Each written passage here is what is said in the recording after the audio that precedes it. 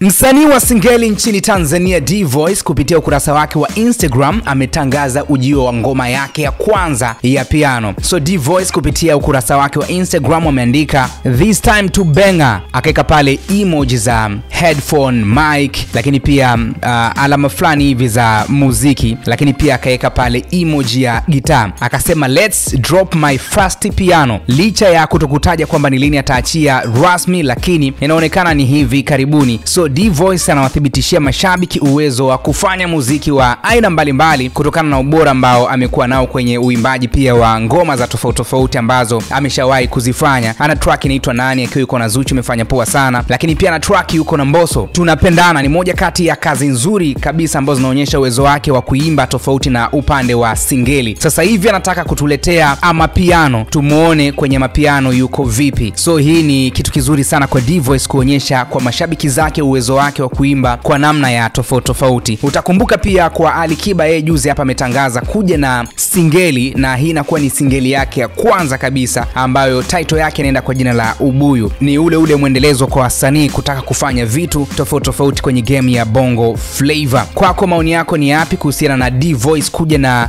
piano yake ya kwanza kabisa katika muziki, ikiwemo ni trend ya wasanii mbalimbali ambao wamefanya ngoma za piano pia zimewapeleka. Wewe kwako unaona nini kwa D-Voice? Acha maoni yako kwenye uwanja wa comment. Mimi ni Saadi TZ, hii ni Simulizi na Sauti.